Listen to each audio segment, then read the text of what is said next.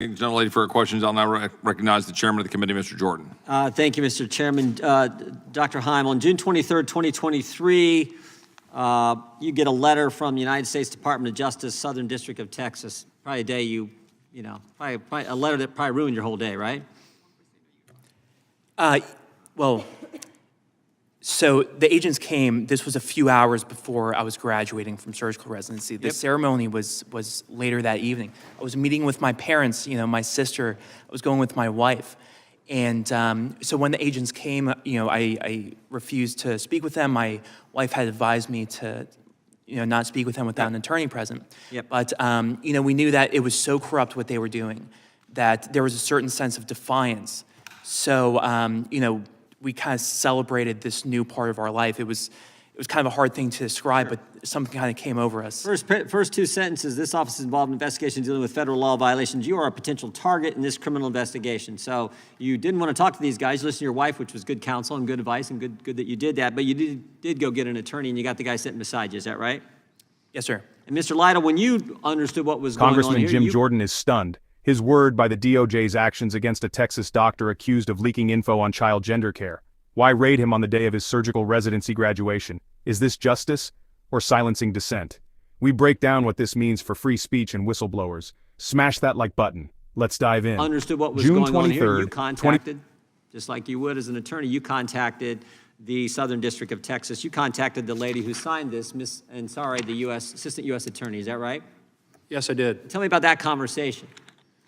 Well, I reached out to her, as a defense attorney would always do when there's a target letter out there, because that could mean that they're going to charge the person right away. That's under department policies, that means they believe he's a putative defendant. Yeah, normally that means they think they got a slam dunk case on this guy, right? That's right. Yeah, and they're gonna negotiate some guilty plea. And you reach out to her, and what'd she say? Did she know anything about the case? She didn't know anything about the case. She had to talk to the agents, and she'd get back to me when she knew more about the She signed the target letter, and she didn't know what the target was about. That's my understanding. Well, that was great. So then you had subsequent conversations, and I understand in one of these conversations that happened after you learned she didn't know what the heck was going on, even though she signed the letter that ruined his day, the day he's graduating from medical school. You have subsequent conversations, and she says, well, maybe he isn't a target. Maybe if he'd come apologize and say, pretty please, we'd downgrade it to a misdemeanor. Is that right?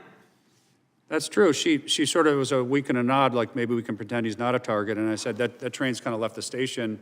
And there's been emails with her calling him a target to me.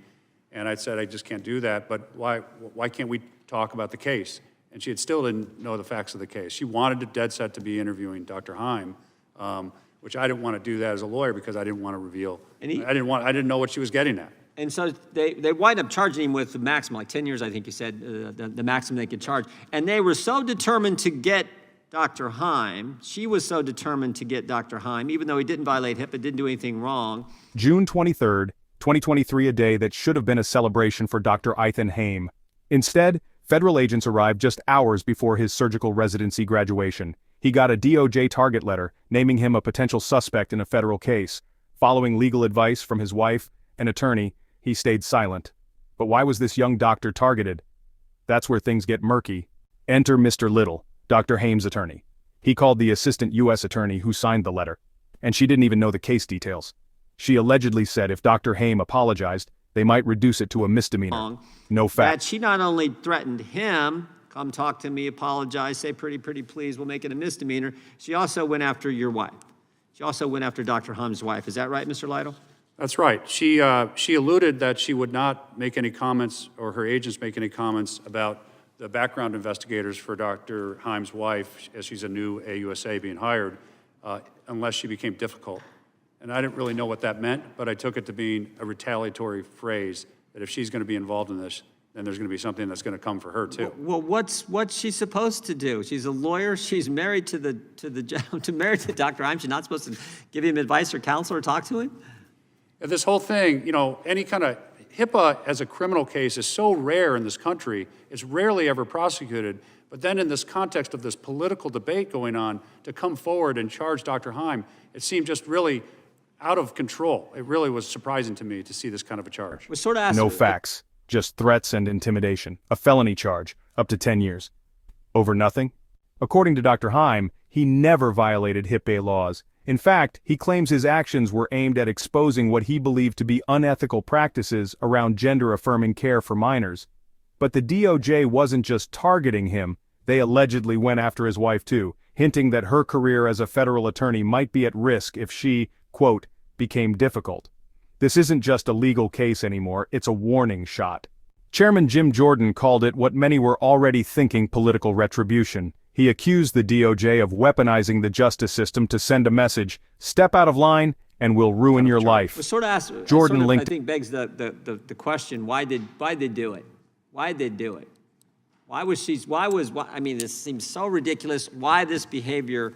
Why do you think they did it, Dr. Lytle, or maybe Dr. Heimer, maybe even Ms. Sivage? I can say that we found a lot of bias, a lot of conflicts of interest, a lot of connections to the hospital, and a closeness to these families. But at the end of the day, if there was any kind of issue, it shouldn't be handled in the criminal courts. It should be handled in the public arena, in the public debate. Yeah. Doctor? You know, I think that they went after me so hard in order to send a message to everyone else. Of course they did. Because I saw it in my residency, right? You know, the other people who thought this was awful, we actually had to meet in dark corners. We knew that we couldn't say anything publicly. And that's the point. It's to chill anyone else from stepping forward. It's why they went and raid Mark Houck's house with all these agents. Why they'd send multiple agents to the AT. Jordan linked it to a broader trend: federal agencies targeting whistleblowers and conservatives. This case, he says, is about freedom of speech. Whether you agree with Dr. Haim or not, the implications are serious. If you found this video insightful, give it a thumbs up and share it with someone who needs to hear this. The ATF goes into Brian Malinowski's house and he ends up getting shot. They thought he had like 6 gun violations. It's why they do it. It's to chill anyone else from coming forward. We will make life miserable for you, miserable for Ms. Sivage. We will do that because we don't want anyone else threatening the left's position. And that is the frightening thing. And I'll say one more. And I'll just say this and I'll let you finish. God bless you for doing it. God bless you for doing it. And Mr. Lytle for defending you. Thanks for stepping forward, having the courage to do so. And I'll say one more thing, right? They came after me in order to make my life miserable, in order to send a message. But they came after me, right, to make my life miserable. We're going to make their life miserable. All right, that's what we're going to do. I thank the gentleman for his questions. I'll now recognize the gentlelady from Washington, Ms. Jayapal. Thank you, Mr. Chairman. The right to privacy is enshrined in our Constitution. And don't forget to subscribe. We're tracking this case closely. Let us know in the comments justice served or political persecution. Thanks for watching. See you in the next one.